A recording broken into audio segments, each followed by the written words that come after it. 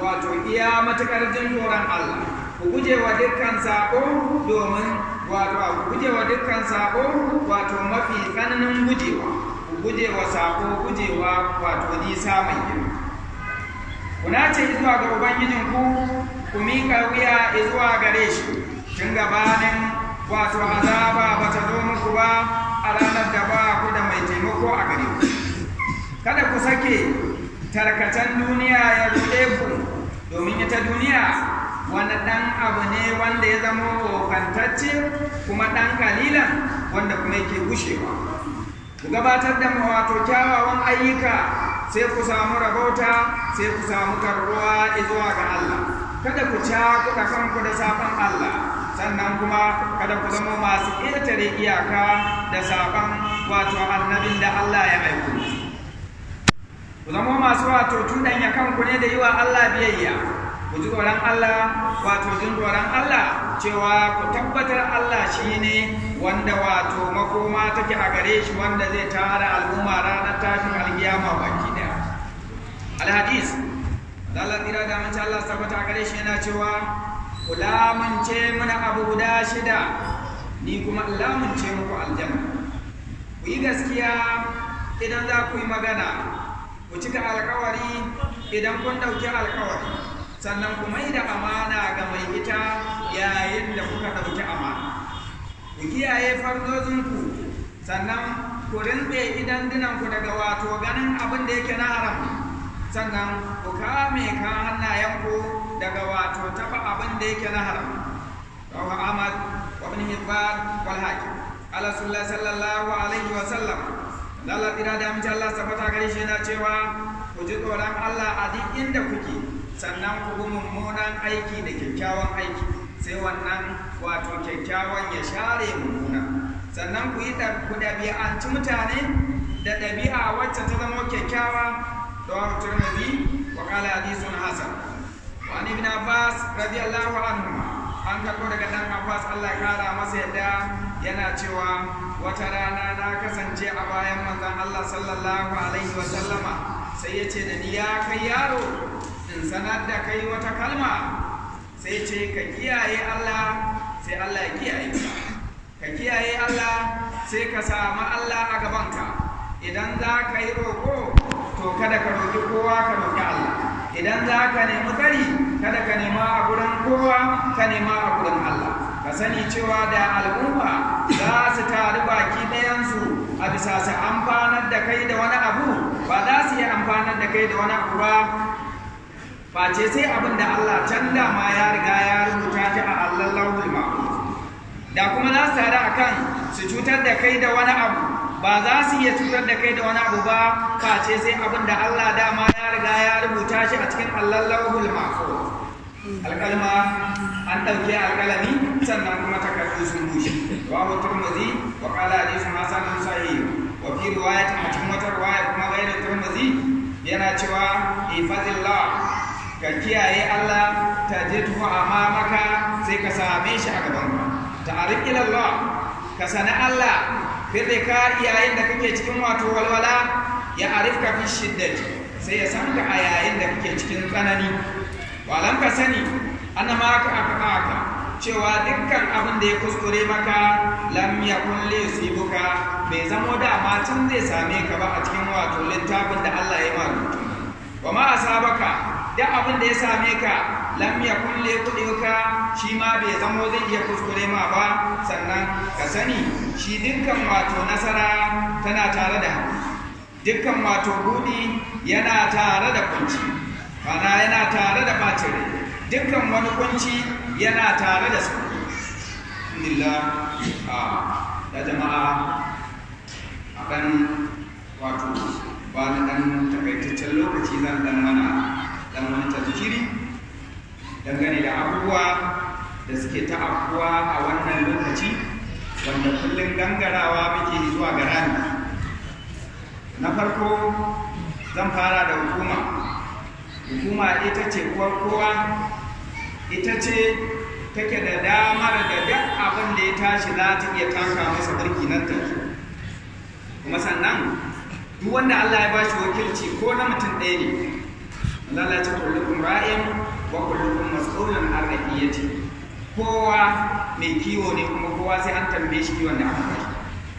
Da haka muna kira ga gwamnatin tarayya cewa ba wannan hali da Najeriya ta shiga akwai sa hannunsu, domin idan ba sa hannunsu su ne wakilan da za su hana duk wani abu, kuma sai ya zanto ana yi sun yi shiru. Ya zama wajibi in dai ba tare da sa hannunsu ake waɗannan abubuwa ba, abubuwa sun yi tsauri, ga tsada, ga tashin hankali, boko haram, kinafin, abubuwa da iri daban-daban suna faruwa, wanda gashi nan yanzu an kalla ga wani abu da ya faru a kusa da munan, wanda wannan abun babu wani musulmi da zai taba zargin musulmi zai aiwatar da wani. A ce al'umman musulmai suna sallah a kulla masallaci a banka musu fetur, kuma a ce wai dan musulmi, wannan akwai musulunci? To ina kan wato hukuma tukuna, ita hukuma lallai ta san haƙƙinta ta kiyaye cewa duk abin da zai cutar da al'umma wajibinta ne ita ce za ta leƙa ta hango kuma ta hana. Ma babu waɗanda nauyin nan yake kansu face 'yan majalisa wato na wakilai da na tarayya. To da shi shugaban kasa sai abin da suka rubuta suka kawo masa shi zai sa.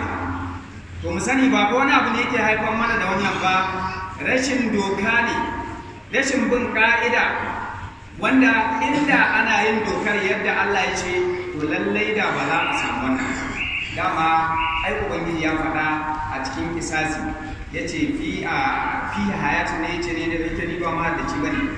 A cikin wannan abin da Allah ya sa na ai kisasi akwai rayuwa, shine za a zauna lafiya. To an samu Yahudu da Nasara sun canza mana tsarin mulki, amma yanzu su suke mulkanmu, mutanenmu ne suke mulkanmu masu da'awan musulunci. Ko a yanzu da za su zo su ce sun yi doka a wannan ƙasa duk wanda ya kashe wani za a kashe shi, ba wanda zai zo ce musu ba za a ba. Amma sun tsaya suna jin tsoro, suna yin wasu abubuwa, to su sani fa ranar alkiyama sai Allah ya tsaye da su a gaban Allah ya tambaye su wannan hukuncin da wato ya dora musu na cewa su ne masu dama sun yi aiwatar da abin da Allah ya ce. Don haka wajibi 'yan majalisu su kiyaye akan wannan abubuwa, su dawo su tsaftace Najeriya wajen a samu tsaro, wajen a samu kwanciyar hankali, wajen dukkan waɗannan abubuwa suke faruwa, wallahi sakin Allah ake baki ɗaya. Bayan haka mu kuma talakawa a inda muka saba wa Allah, mu kuma tarbiyya muka saki tun daga gida. Tarbiyya tana hannun mace.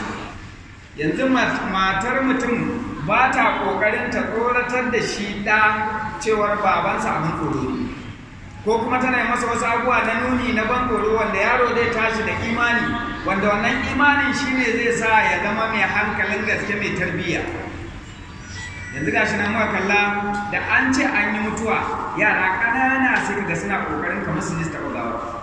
Mu kuma mun sani sanda muna ƙanana da an ce an mutuwa ma tattara ma ke a kula wani gida, a je duk a shafa mana baki muna ta jin tsoro, gani muke kamar ma mutuwa za ta mu gida.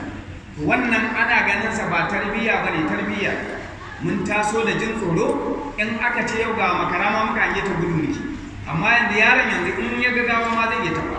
To ba na bane, an kawo da tarbiyyar, an saki kuma tsarin da ya dace a yi. Shi yaro sai ana nuna masa abin da zai kara masa wato tsoro, sannan yake tashi da imani.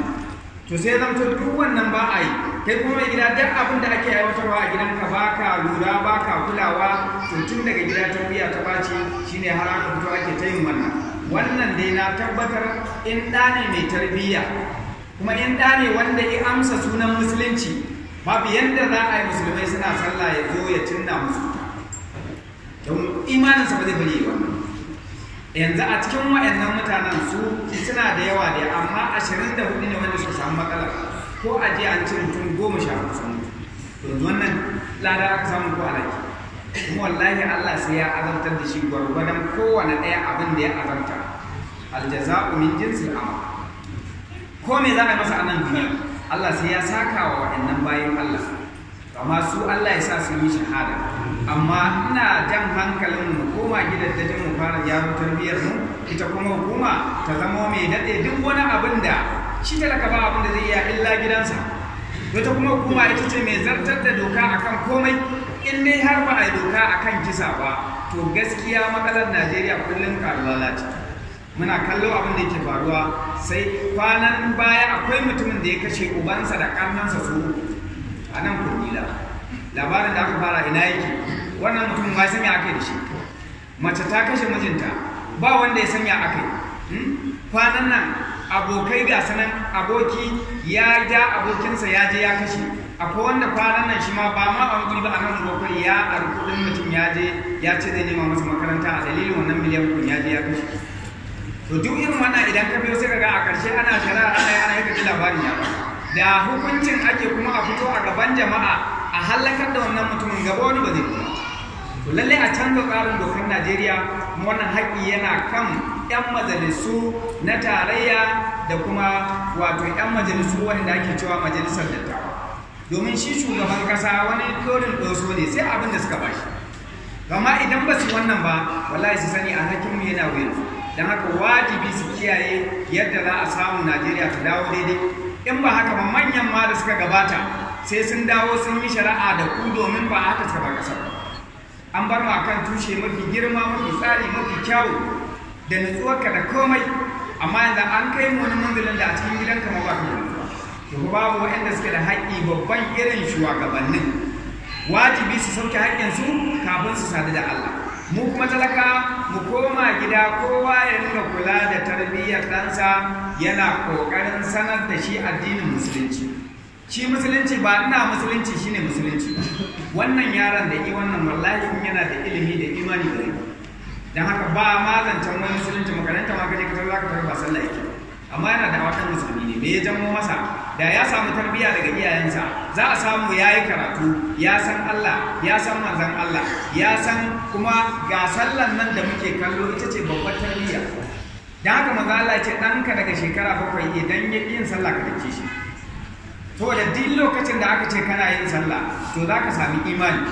Ubangiji ne fai faɗa da kansa, as-salatu tanha anil fahsha'i wal munkar. Sallah tana hani a bisa dukkan wani abun alfasha da duk wani abin ki. To sai zama yanzu ba ruwanmu, ba ma kulawa ‘ya'yanmu suna yi, ba ma kulawa sun je sun koya, wani ma shi ma bai iya ba bare ɗan ya iya. Don haka wajibi mu kiyaye sallah a salatu a kan ibada. Idan muka kiyaye sallah to za mu sami imani, kuma ita kiyaye sallah nan ba zai yiwu ba sai da ilimi. Idan muka tsaya muka nemi ilimi muka kare kanmu daga dukkan abin da Allah ya ce muka tsaya a kansa, to za mu dawo daidai yadda Allah ya ce. Domin shi Ubangiji ya ce inna Allah la yughayyiru ma bi qaumin hatta yughayyiru ma bi anfusihim. Wannan duk mu muka canza. Mu muna da laifi, shugabanni suna da laifi. To kowa ya yi kokarin gyara nasa, shi kuma Allah ba ruwansa dama yadda yi duniya a haka take. Ba canzawa ta ba, mu ne muka canza ta. Don haka muka zama marasa tausayi, marasa imani, marasa taimako, muke taba ɗalanmu yadda muka dama. To wallahi ba dan darajar manzon Allah ba za a tashi duniyar a wannan lokacin. Manzon Allah ne ya roƙa ya ce al'ummarsa duk abin da suka yi a bari sai ran ta kiyama. Ba ma ka sani duk abin da kai ba fashi sai Allah ya hukunta ka a cikin wannan al'amari. Kuma duk kiwon da Allah ya baka in baka kiyaye ba, ran da Allah ya rika ka ba ka da amsar da zaka bashi face sai sakamako mummuna na shiga cikin mummunar azaba. Da haka 'yan majalisun tarayya ana ƙara kira su dawo su tabbatar sun yi dokar yadda idan mutum ya kashe mutum a kashe shi. Idan har ba a yi wannan ba, to muna kallo Najeriya nan wani ma fita zai daga cikinta. Kana zuwa ƙasar da doka take sai gana zaune lafiya, amma mu gashi fitina kala-kala kullum tun kana jin ta a nesa har ne ma take ta shigo gidan kowa. Da fatan Allah ya tsare mu, da fatan Allah ya mana jagora, da fatan kuma Allah ya ba mu ikon yadda za mu gyara laifukan da muke yi wa Allah don mu samu wato nutsuwa da kwanciyar hankali da wannan tashin hankali da yake damu mu. Allah ya mana maganinsa. Allah kuma ya taimake mu wajen yadda za mu biyo hanyar da za mu gyara. Su ma shugabanni Allah ya ba su ikon yadda za su duba waɗannan kira da muke. Da mu wannan kira muna buƙatar Allah ya sa ya je ga waɗanda aka yi da su. Mu an mun faɗa mun fita. Ba mu da abin da za mu yi illa mu gaya musu. In sun ɗau dokan nan sun yi kansu. In sun yi ranar da Allah zai rufa su mu ba ma gurman Allah da sannan muna aljanna. Aqulu qawli hadha wa astaghfirullah li wa lakum. Ina salat.